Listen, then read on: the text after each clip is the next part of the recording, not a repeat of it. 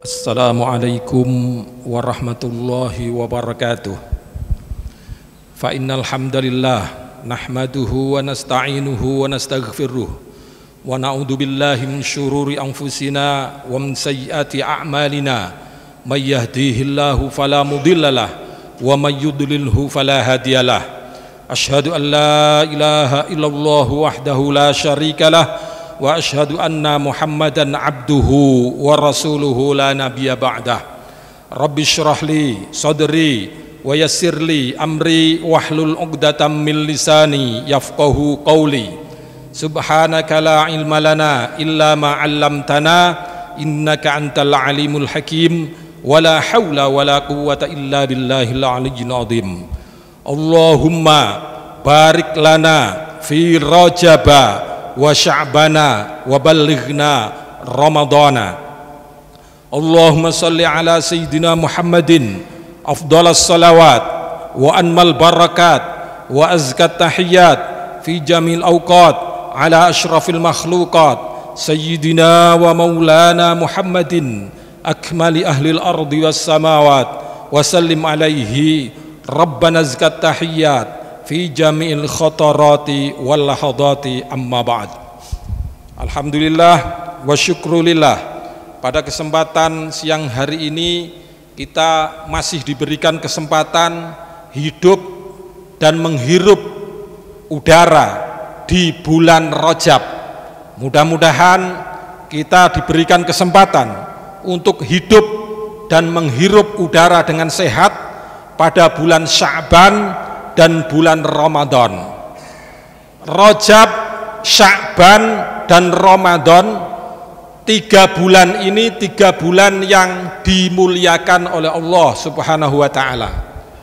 Dalam kaidah filsafat bahasa, bulan Rajab, Sya'ban maupun Ramadan ini termasuk isim ghairu munsharif.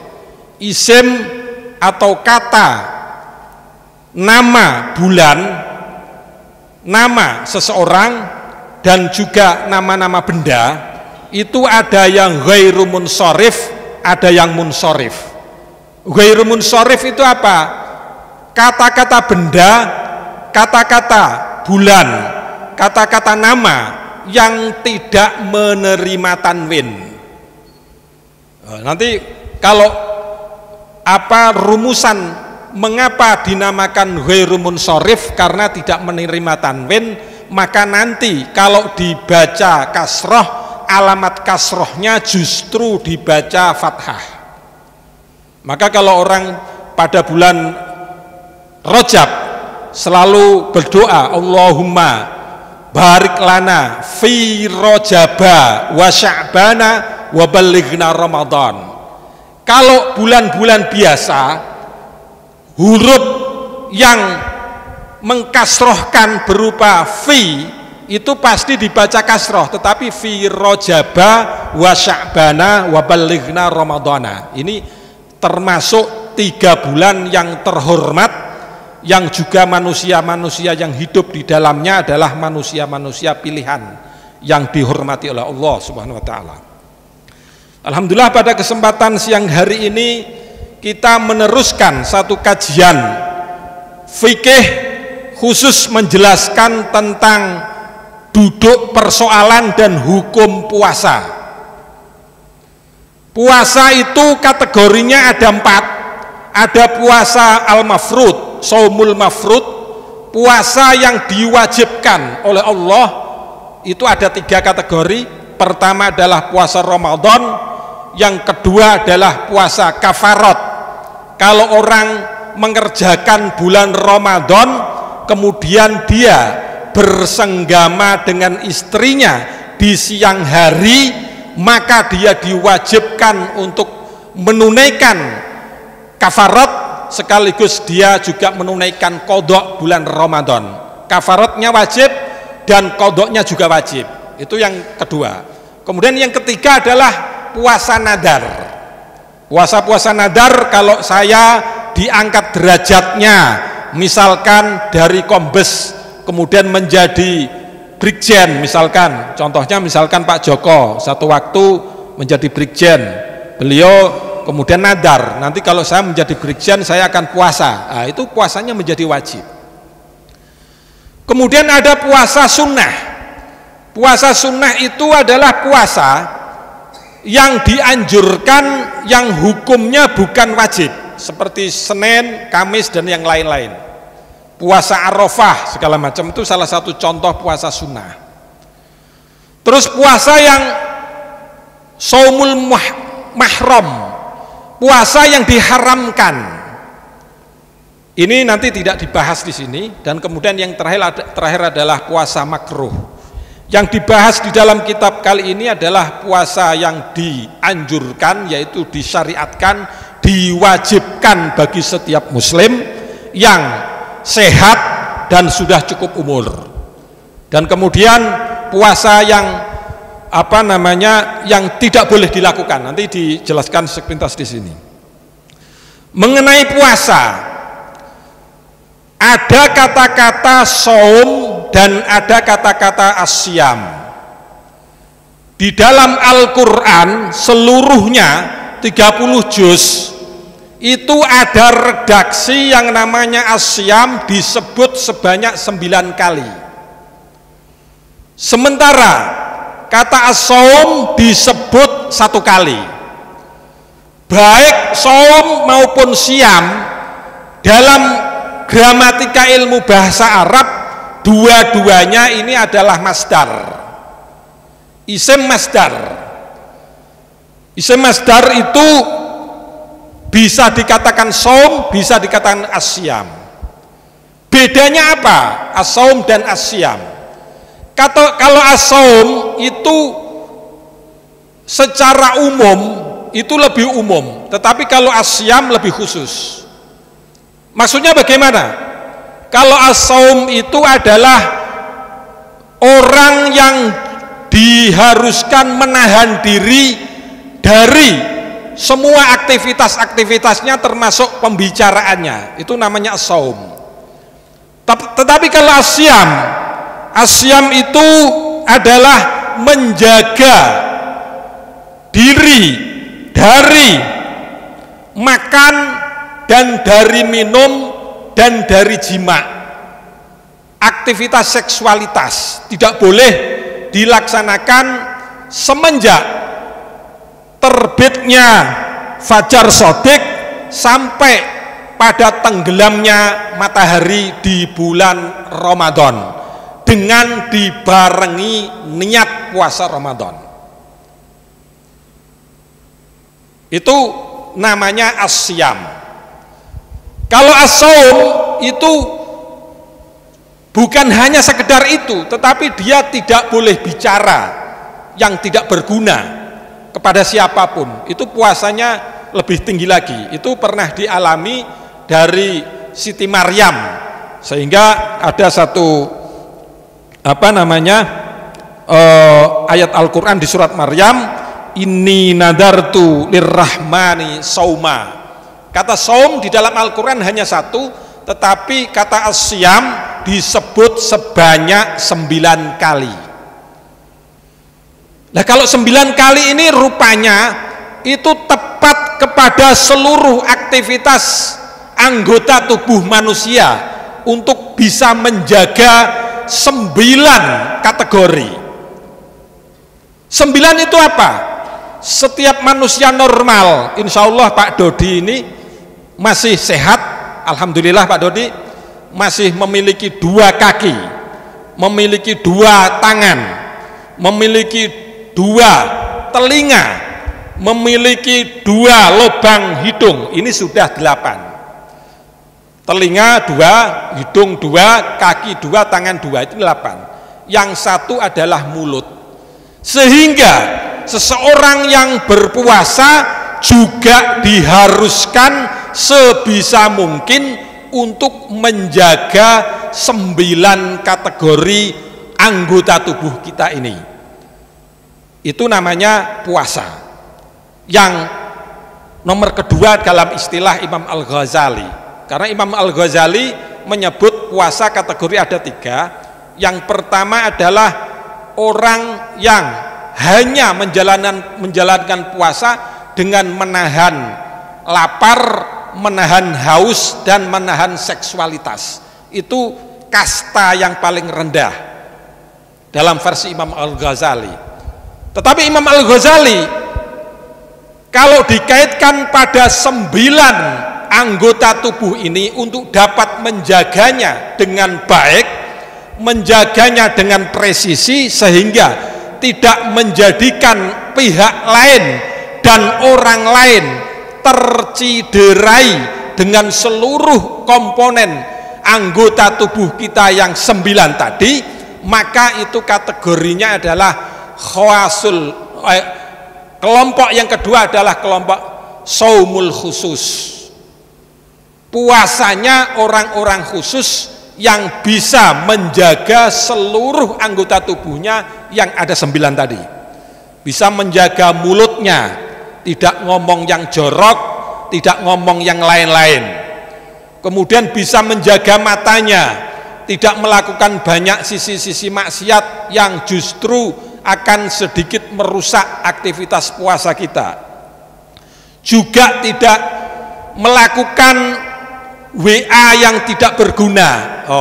Kakinya, tangannya digunakan sebaik mungkin dalam bulan Ramadan nanti untuk menjaga agar kita masuk paling tidak kategori yang kedua menurut Imam Al-Ghazali, yaitu puasanya orang-orang khusus. Kalau misalkan Pak Toto ini sering bepergian ke luar negeri atau ke Indonesia, biasanya kalau pesawat itu ada pesawat yang ekonomi, kelas ekonomi yang tadi yang pertama, kemudian yang Imam Ghazali yang saumul khusus tadi adalah puasanya orang yang masuk kategori bisnis.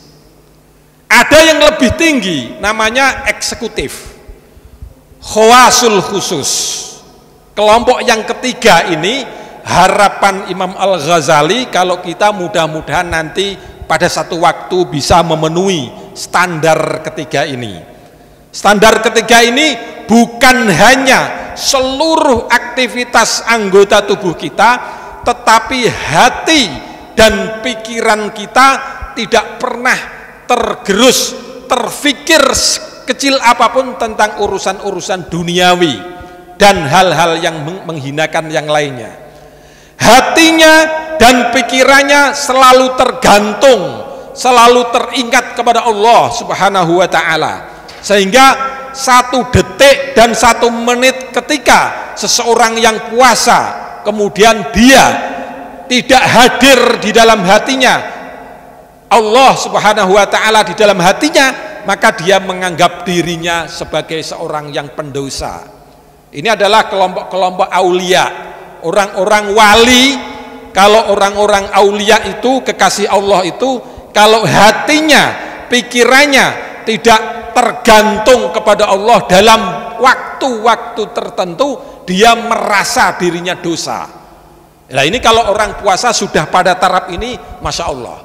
Kita berharap mudah-mudahan kita bisa menjalankan puasa pada posisi minimal paling tidak nomor yang kedua, puasanya orang-orang khusus.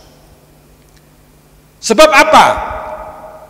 Ayat yang menjelaskan tentang di dalam Al-Quran, yaitu ya ayyuhalladzina amanu kutiba alaikumusyamu kama kutiba alal ladzina min qablikum la'allakum tattaqun. Ini adalah ayat yang menunjukkan kewajiban puasa yang disebut dengan kata asyam tadi. Proses orang puasa itu tidak mudah untuk meraih menjadi orang dan pribadi yang takwa.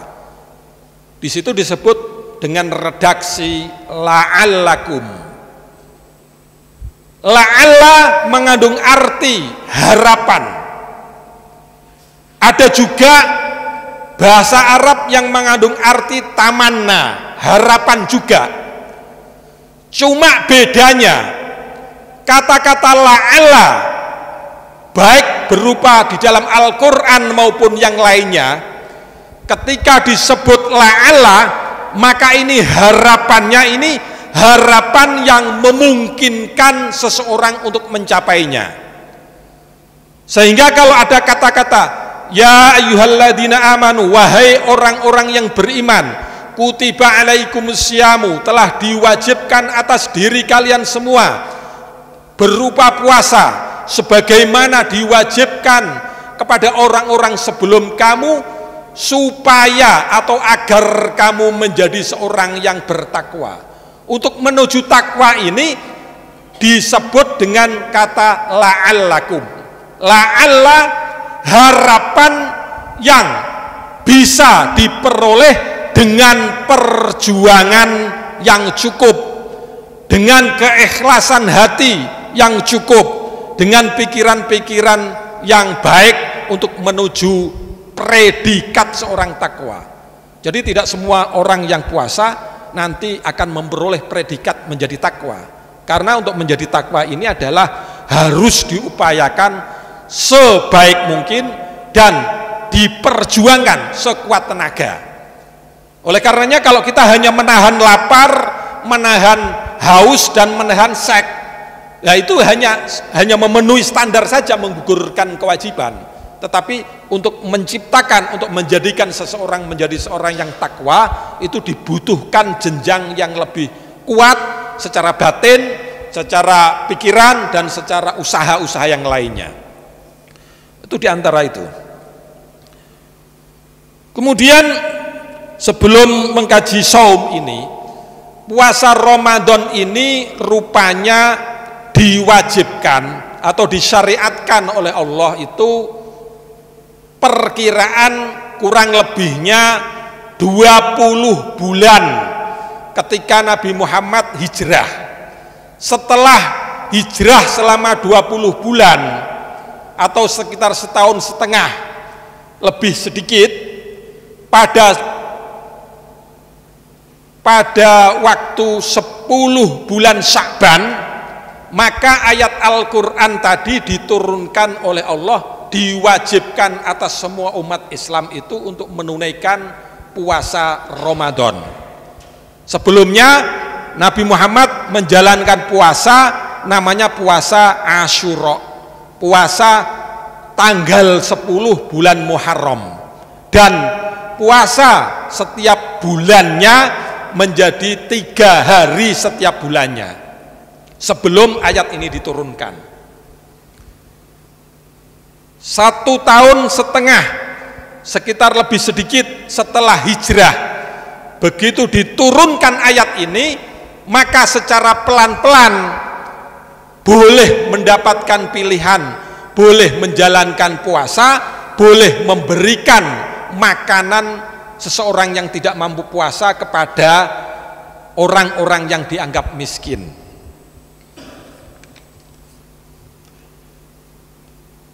Sehingga pada waktu tertentu kemudian turun ayat lagi, faman syahida minkumus syahra falyasum. Maka ketika turun ayat lanjutan dari ayat kewajiban puasa ini, barang siapa di antara kalian yang menemukan bulan Ramadan, maka hendaknya kalian melaksanakan puasa. Oleh karenanya itu, kewajiban puasa Ramadan itu diwajibkan kepada semua umat Islam yang balik, yang dewasa, yang cukup umur untuk menjalankan kewajiban puasa karena dia menemukan waktunya di bulan Ramadan. Faman syahida minkumus syahra falyasum. Jadi kalau kita insya Allah berdoa mudah-mudahan berkesempatan sampai usia kita pada bulan Ramadan sehingga kita bisa menjalankan puasa wajib itu. Bismillahirrahmanirrahim. Faslun yajibu shaumi syahri ramadhana ala kulli muslimin mukallafin. Diwajibkan puasa bulan Ramadan, sepenuh bulan Ramadan diwajibkan atas setiap orang individu yang mengaku sebagai seorang muslim dan orang yang mukallaf. Orang yang punya pikiran sehat, orang yang secara fisik sehat, secara rohani sehat, dan cukup umur, maka diwajibkan untuk menjalankan puasa sebulan penuh. Bagaimana niatnya puasa sebulan penuh? Kalau menurut madhab Maliki, itu niat puasa sebulan penuh itu bisa dilakukan niat di waktu pertama di hari malam 1 bulan Ramadan untuk menjalankan puasa 1 bulan penuh. Pada hari ini saya misalkan ini ntar malam, misalkan kami besok misalkan satu Ramadan, saya niat puasa Ramadan sebulan penuh fardu karena Allah Ta'ala. Itu kalau Imam Maliki. Kalau Imam Syafi'i itu menjalankan niat itu diwajibkan setiap malam, mulai maghrib dan sebelum subuh. Itu diwajibkan untuk melakukan niat setiap malam, setiap waktu. Kalau Imam Maliki dan Imam Syafi'i itu mengakui bahwa niat itu bagian rukun puasa. Tetapi kalau imam yang lain, Imam Hanafi dan Imam Hambali, niat tidak dikategorikan sebagai rukun, tetapi dikategorikan sebagai syarat. Sebagai syarat sahnya puasa Ramadan itu harus niat. Itu kalau menurut Imam Hanafi dan Imam Hambali. Tapi yang jelas keempat madhab mengakui bahwa puasa Ramadan ini hukumnya wajib dijalankan oleh semua umat manusia yang dirinya adalah seorang muslim. Nah, kalau kemudian sudah muslim, sudah mukallaf, tetapi dia kategori tidak suci, wala yasihu min haidin wa nufasaa wa yajibu alaihimal qada'u. Kalau perempuan yang haid, yang menstruasi, dan kemudian dia juga ada perempuan yang nifas, telah melahirkan anak kandungnya, kemudian masih ada pendarahan seminggu, ada yang 2 minggu, ada sebulan, ada yang 40 hari. Kalau pada kondisi seperti itu, maka dia kalau puasa Ramadan hukumnya tidak sah. Dia tidak boleh melaksanakan puasa Ramadan, tetapi dia harus mengqadha puasa bulan Ramadan di luar bulan Ramadan pada saat dia suci. Pada bisa bulan Syawal dan bisa bulan-bulan yang lainnya. Kalau kemudian ada seseorang yang bepergian, biasanya pejabat ASN sama TNI dan Polri itu sering bepergian, utamanya misalkan pada bulan-bulan Ramadan. Bagaimana hukumnya, bro? Hukumnya wa yajuzul fitru lil wa yajuzul fitra al musafiru safara qasrin wa illam yashqa alaihi saumun. Kalau orangnya ini orang sering bepergian dalam urusan yang halal, bukan bepergian dalam kategori maksiat. Saya akan bepergian dari Jakarta ke Medan, tempat jarak tempuh lebih dari 80 kilo, tetapi tujuannya adalah untuk judi online, untuk bertarung yang lain-lain yang tidak dibolehkan secara agama, maka itu tidak boleh. Yang dibolehkan dia untuk tidak menjalankan puasa atau berbuka adalah bepergian yang sifatnya bepergian ini diperbolehkan oleh agama. Perjalanan dinas misalkan, atau bertemu dengan kolega, urusan bisnis, urusan yang lain-lain, bepergian di atas 80 kilo, maka dia diperbolehkan untuk berbuka puasa. Kalau kemudian ada seseorang yang hamil atau orang yang menyusui atau orang yang sakit, bagaimana? Walimaridin wa hamilin wa murdiatin yasyukku alaihim masyaqqatun la tuhtamalul fitru wa yajibu alaihimul qada. Jadi kalau orang sakit ini tidak tergantung dewasa ataupun orang tua atau anak kecil, itu kalau dia sakit atau orang yang perempuan yang sedang hamil atau orang yang sedang menyusui, kalau dia puasa maka itu cukup memberatkan bagi dirinya, maka dia diperbolehkan untuk tidak berpuasa, namun pada gilirannya dia harus wajib membayarkan qada di bulan lain selain bulan Ramadan. Wa yajibu alaihimul qada. Dia harus diwajibkan untuk membayar qada. Puasa itu juga wa yajibu at-tabyitu wa ta'yinu fin niyyati likulli yaumin.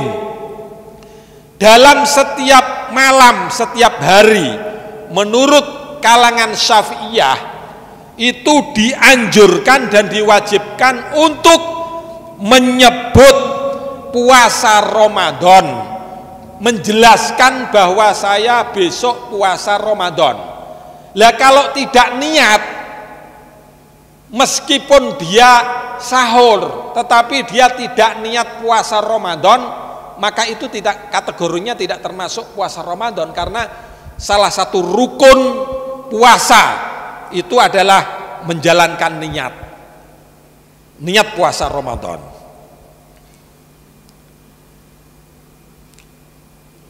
Kalau seorang sudah meniatkan puasa Ramadan, dia diwajibkan juga wal imsaku anil jima wal istimna wal istisqa wal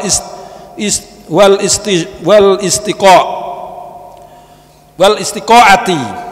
Jadi dia di samping untuk menahan diri tidak menjalankan makan dan minum dan aktivitas seksualitas, dia juga diwajibkan untuk menjaga diri tidak melakukan istimna.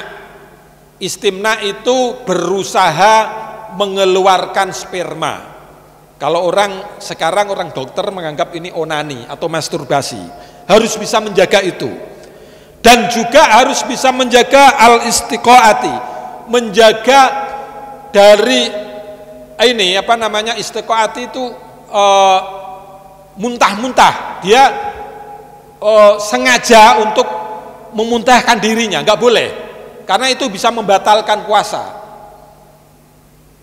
Sengaja untuk memuntahkan dirinya itu menjadi bagian yang membatalkan puasa. Dia harus bisa menjaga itu.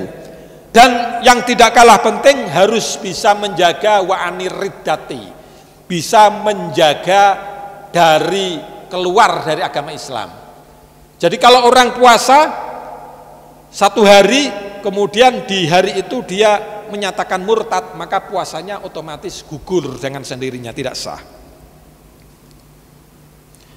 Di samping itu juga menjaga wa antukhuli ainin jaufan illa raiqahul khalisa at-tahira min ma'dinihi. Menjaga seluruh makanan dan minuman dan benda-benda lainnya yang masuk di dalam perut dirinya. Contohnya misalkan seseorang yang sakitnya luar biasa, kemudian ada obat dari dokter yang dimasukkan di dalam dubur kita untuk meredakan sakit pada saat dia puasa, karena itu masuk di dalam makdin, dalam perut kita, maka itu hukumnya adalah batal puasanya. Maka sebaiknya kalau ke dokter pada saat puasa, enaknya pada malam hari. Malam hari tidak ada masalah, tapi kalau siang hari itu akan menjadi, dikhawatirkan itu menjadi batal nantinya. Misalkan suntik segala macam, dianjurkan sebaiknya di waktu malam hari. Sahur itu ukurannya apa? Ketika setelah jam 12 malam, maka itu hukumnya sahur. Kalau sebelum jam 12 malam, itu hukumnya bukan sahur, tetapi tanduk. Tanduk itu makan yang diulangi, makan malam yang diulangi. Tetapi kalau sahur itu jam 12 ke atas. sebaiknya disunahkan ini sahur itu menjelang akhir-akhir subuh, menjelang akhir-akhir imsak, sebelum imsak, jangan sampai melewati imsak juga. Kemudian yang ketiga, disunahkan tarkul hajri minal kalam, menjauhi perkataan-perkataan yang buruk. Kalau sekarang perkataan-perkataan pasti bukan melalui kata-kata langsung, tetapi melalui WA. Kita menghindari WA yang itu justru mengadu domba antara manusia dan manusia lain dan kelompok lain. Nah, itu dianjurkan 3 hal tadi. Itu sesuai dalam kitab Fathul Qorib disebutkan seperti itu. Ini keterangan ini kita rangkum dari kitab Sulamut Taufik dan juga dari kitab dari Fathul Qorib, dan bahkan saya ini menjelaskan membawa fotokopi khusus dari kitab Madahibul Arba'ah. Syekh Abdurrahman Al-Jazairi menyebut kitab menyusun satu kitab menjelaskan menurut madhab Syafi'i, Hanafi, Hambali, Maliki, menurut kitab itu apa, itu disesuaikan dengan seperti itu. Kemudian setelah kita menjalankan puasa sunnah-sunnahnya itu 3 tadi yang dianjurkan. Yang pertama adalah mengakhirkan sahur, kemudian yang kedua mensegerakan berbuka puasa, dan yang ketiga menjauhkan dari perkataan-perkataan yang buruk, menjauhkan dari WA, SMS atau WA yang lain-lain yang tidak berguna, perkataan-perkataan yang buruk itu yang dianjurkan. Kalau sekarang ini, kalau puasa Ramadan hukumnya wajib. Tadi sejak awal saya menyampaikan puasa itu ada puasa yang wajib, puasa sunnah itu Senin, Kamis, Arafah dan yang lain. Dan kemudian ini puasa yang tidak boleh. Justru kita kalau puasa, justru kita haram hukumnya. Ini menjadi penting, waktu-waktu mana yang ketika kita puasa, justru puasa itu menjadi puasa yang haram. Jadi disebutkan wala yasihu saumul idaini, tidak sah, bahkan hukumnya haram orang yang puasa di hari lebaran, baik lebaran haji maupun lebaran Idul Adha. 2 lebaran itu tidak boleh untuk menjalankan puasa. Kemudian itu baru 2, bro.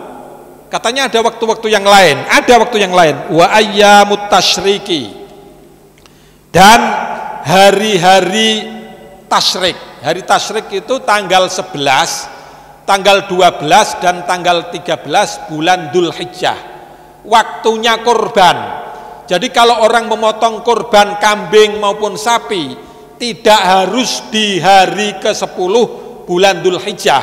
Boleh waktu 11, 12, 13, itu masih dalam kategori ayyamut tasyrik, hari-hari yang tidak boleh dijalankan puasa. Jadi yang sudah 5 hari ini, bulan Idul Fitri, hari Idul Fitri, Idul Adha, dan 3 hari tasyrik itu tidak boleh menjalankan puasa. Kalau puasa bukan hanya tidak sah, tetapi hukumnya justru haram. Juga yang berikutnya, wa kada'an nisful akhir min Sya'ban. Orang yang tidak pernah puasa kemudian tanggal 15 Sya'ban sampai sepenuhnya dia menjalankan puasa, ini tidak diperkenankan karena dikhawatirkan nanti justru di bulan Ramadan dia tidak bisa menunaikan sempurna puasa Ramadan. Sehingga tidak boleh menjalankan puasa yang orangnya di awal bulan Sya'ban tidak puasa, kemudian dia di pertengahan sampai akhir bulan Sya'ban dia puasa. Itu tidak boleh, karena untuk menjaga bulan Ramadan. Jangan sampai kata orang Jawa itu lebih besar pasak daripada tiang. Kira-kira seperti itu. Tiang itu yang utama itu adalah bulan Ramadan. Pasak ini sunnah-sunnah yang lainnya. Jangan sampai menjalankan sunnah tetapi meninggalkan yang wajib. Nah, itu lebih baik tiangnya yang lebih besar, pasaknya lebih kecil. Jangan kebalik, yang sunnah dikuatkan, kemudian yang wajib justru diabaikan. Itu tidak boleh karena puasa-puasa seperti itu. Dan yang lain yang tidak diperbolehkan puasa adalah yaumus syak. Yaumus syak ini hari-hari yang ragu, hari-hari yang tidak pasti apakah ini sudah masuk bulan Ramadan atau belum. Ya, alhamdulillah kalau di Indonesia ini Masya Allah, semua ormas-ormas Islam dilibatkan untuk melaksanakan ru'yatul hilal. Ada yang menggunakan hisab, ada yang menggunakan ru'yah, sama-sama menggunakan metode, semua ijtihad. Ijtihad itu kalau salah mendapatkan 1 pahala, kalau benar mendapatkan 2 pahala. Jadi kalau ada ormas-ormas tertentu atau kelompok-kelompok tertentu melaksanakan ru'yah dan melaksanakan hisab, kalaupun itu salah maka tetap mendapatkan 1 pahala, tetapi kalau benar dia tetap mendapatkan 2 pahala.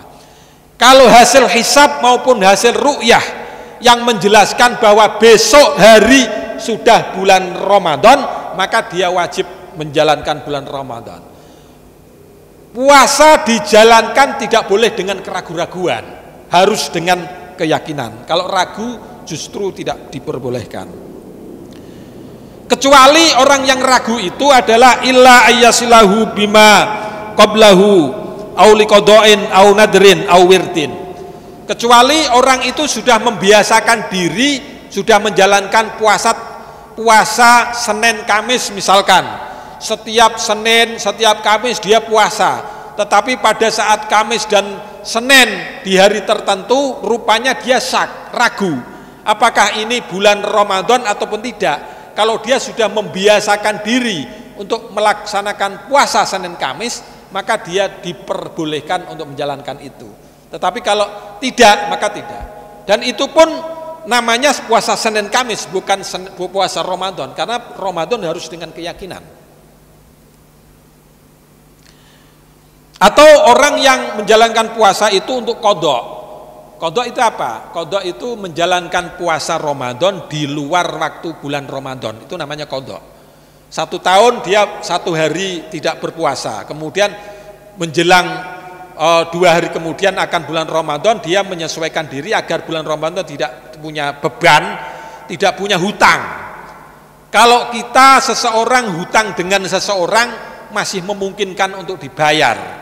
Tapi kalau hutang manusia kepada Allah, siapa yang bisa membayar? Tidak akan bisa membayar orang lain kecuali diri kita sendiri.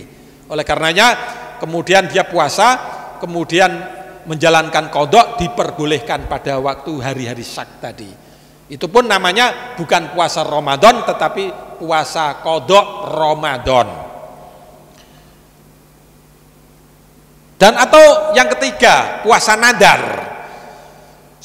Sebelum puasa Ramadan saya akan nadar.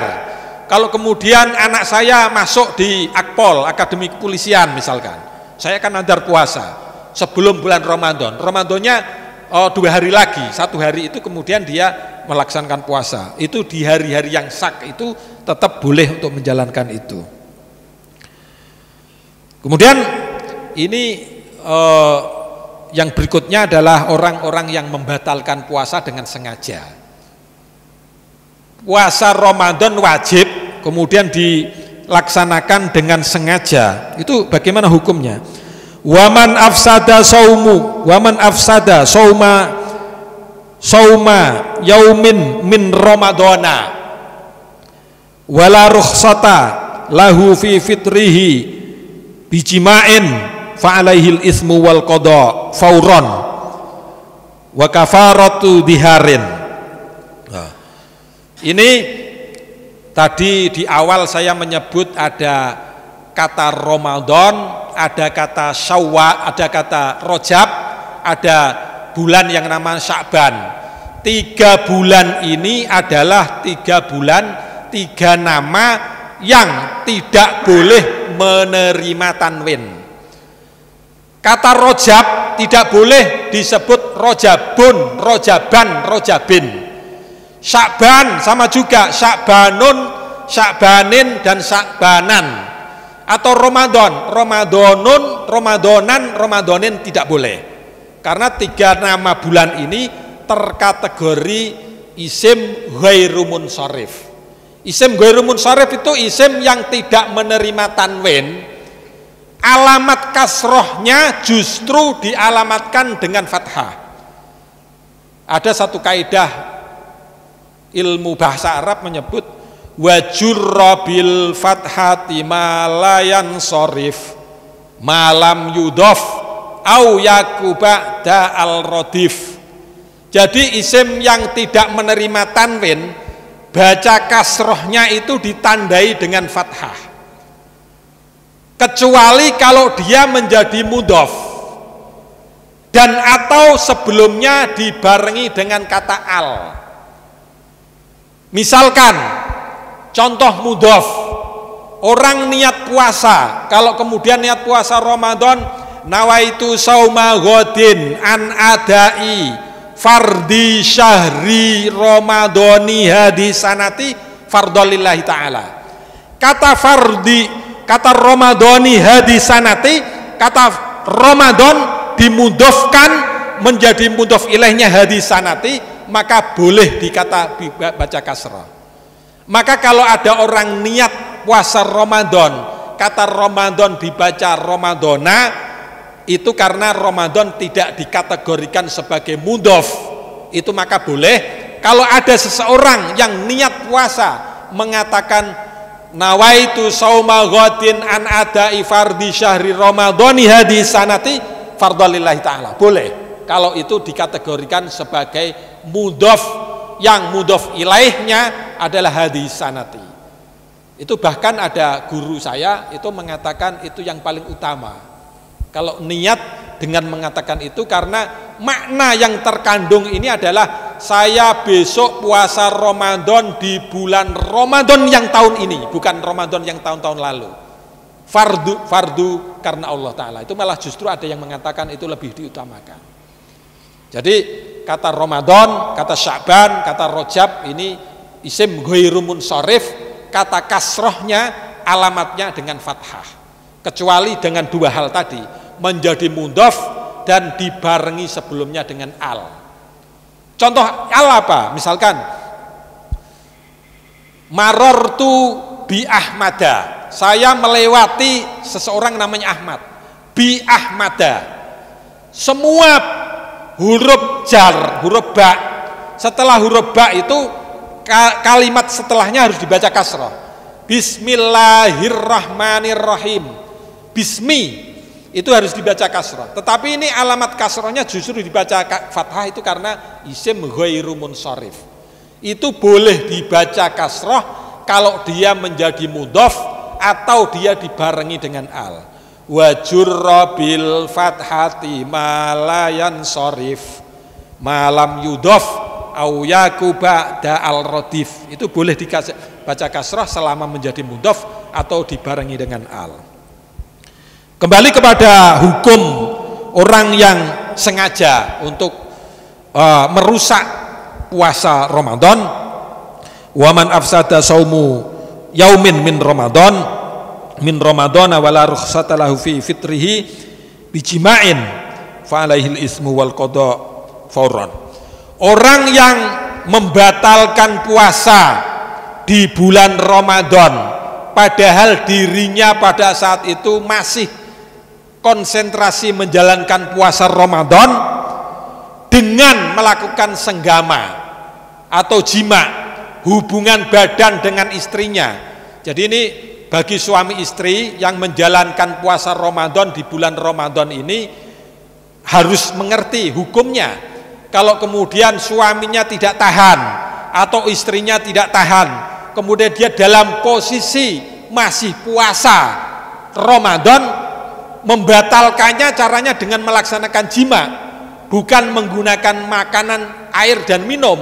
Dia langsung melaksanakan jima, maka itu hukumnya diwajibkan membayar qadha dan dia juga mendapatkan ism, mendapatkan dosa. Di samping mendapatkan dosa, dia mendapatkan wajib menjalankan qadha di bulan Ramadan itu, dan sekaligus kafaratul dihar. Kafaratul dihar itu apa? Oh, dia 3 hal ini, mendapatkan dosa, kemudian mendapatkan kewajiban untuk mengganti pada 1 hari di bulan Ramadan itu baru 1 hari.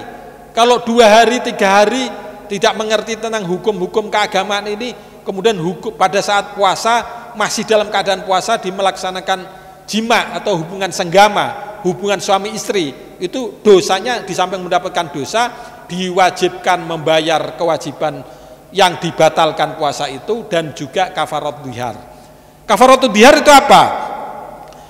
Wal kafaratu hiya itqu raqabatin mu'minatin, yaitu orang membebaskan budak hamba sahaya. Zaman dulu itu masih ada, sekarang nggak ada. Kalau tidak ditemukan budak hamba sahaya apa?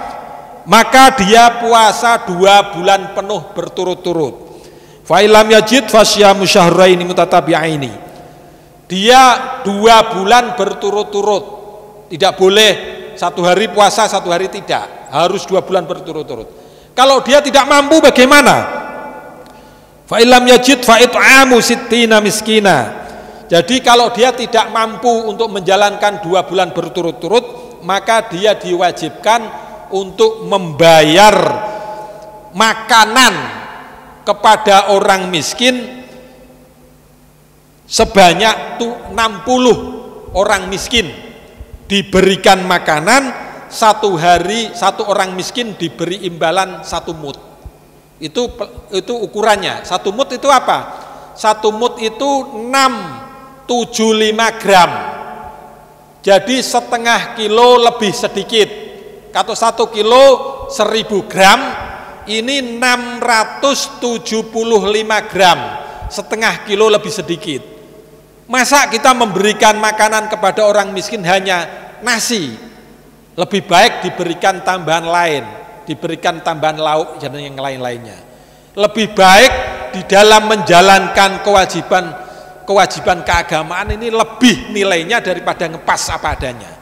Boleh memberikan 1 mud yang senilai 675 gram tadi menurut madhab Syafi'i dan Maliki, itu sudah menjadi cukup. Itu 675 gram beras itu diberikan kepada fakir miskin sebanyak 60 biji orang fakir miskin. Itu kalau orang melakukan senggama dengan sengaja di siang hari di waktu menjalankan puasa Ramadan. Nah, kalau membatalkannya tidak menggunakan jima, ya nggak apa-apa, nggak pakai itu. Misalkan tidak kuat, suami istri sudah sangat ingin melaksanakan senggama di siang hari, ya minum, istrinya minum, suaminya minum atau makan dulu, kemudian baru menjalankan aktivitas seksualitas di antara suami istri. Itu kira-kira untuk menghindari atau kalau tidak kuat menjalankan hal-hal seperti itu. Itu insya Allah pada hari ini kita menjalankan satu makna daripada puasa Ramadan, dan ini ada satu keterangan yang ingin saya sampaikan di sini. Dalilnya puasa Ramadan yang saya kutip dari Madzhabul Arba'ah. Itu disebut wa fardhu ainin ala kulli mukallafin qadirin ala shaum. Kewajiban puasa itu diwajibkan menjadi kewajiban individual. Fardhu ain, bukan fardu kifayah. Fardhu ain itu fardu kewajiban individual bagi setiap orang yang mukallaf yang mampu untuk menjalankan puasa. Yang mampu, bagi yang tidak mampu ya tadi uraiannya seperti yang tadi saya sampaikan. Waqad faradha fi 'ashri min syahri Sya'ban. Puasa ini diwajibkan pada tanggal ke-10 bulan Sya'ban ba'dal hijrati, setelah hijrah. Tadi saya sampaikan sekira 20 bulan setelah hijrah. Itu karena kalau saya hitung Muharram, Safar, Maulud, Ba'dal Maulud, Madil Awal, Madil Akhir, Rejab, Ruah. Ya, ini 8. Berarti kalau 1 tahun 12 ditambah 8 berarti sekira 20 bulan setelah hijrah baru Nabi Muhammad mendapatkan wahyu turun ayat Al-Quran yang menjelaskan tentang kewajiban puasa, yaitu ayatnya ya a'udzubillahi minasyaitonirrajim bismillahirrahmanirrahim ya ayyuhalladzina amanu kutiba alaikumusyamu kama kutiba alal ladzina min qablikum la'allakum tattaqun, sampai pada ayat-ayat yang lainnya. Adapun sunnah ini dasar filosofi kewajiban puasa menurut kacamata Al-Quran. Apakah sunnah Nabi menjelaskan tentang itu atau tidak? Ada juga di sini. Wa ammas sunnatu faminha. Adapun hadis Nabi yang menjadikan puasa menjadi wajib, di antaranya, berarti ini ada hadis-hadis yang lainnya. Di antaranya adalah sabda Nabi Muhammad SAW, bunyal islamu ala khamsin. Islam itu didirikan atas dasar 5 pilar. Seseorang yang mengakui dirinya Islam, seorang yang mengakui dirinya Muslim, maka harus menjalankan 5 pilar tadi. Yang pertama adalah syahadatu alla ilaha illallah, syahadat kepada Allah, wa anna Muhammadar Rasulullah, dan syahadat kepada Nabi Muhammad sallallahu alaihi wasallam, wa iqamus shalah, menjalankan kewajiban salat, wa ita'iz zakah, dan menjalankan zakat, wal haji, dan haji, wa syaumur Ramadan. Oh, berarti ini syahadat Nabi, syahadat tauhid dan syahadat Rasul dijadikan satu. Syahadat pengakuan diri atas bahwa Allah adalah Tuhan kita, tidak ada Tuhan lain selain Allah, bahwa Nabi Muhammad adalah utusan Allah, itu satu. Kemudian yang kedua, menjalankan kewajiban sholat, dan yang ketiga adalah menjalankan kewajiban zakat, dan yang keempat adalah haji bagi yang mampu, dan yang kelima adalah shaumur Ramadan. Ini diriwayatkan rawahul Bukhari wa Muslim an Ibnu Umar. Ini dasar kewajiban puasa itu juga ada di dalam hadis Nabi. Adapun ijma, tadi saya katakan seluruh ulama sepakat bahwa puasa Ramadan ini hukumnya adalah wajib dijalankan. Terima kasih atas waktunya, mudah-mudahan ada manfaatnya. Dalam pertemuan berikutnya insya Allah kita membahas tentang kewajiban seorang muslim untuk menjalankan haji. Faslun yajibul hajju wal umrah fil umri marrotan alal muslimil hurri al mukallafil mustati' bima yusiluhu, wallahu a'lamu bissawab, wallahul muwaffiq ila aqwamit thoriq. Wassalamualaikum warahmatullahi wabarakatuh.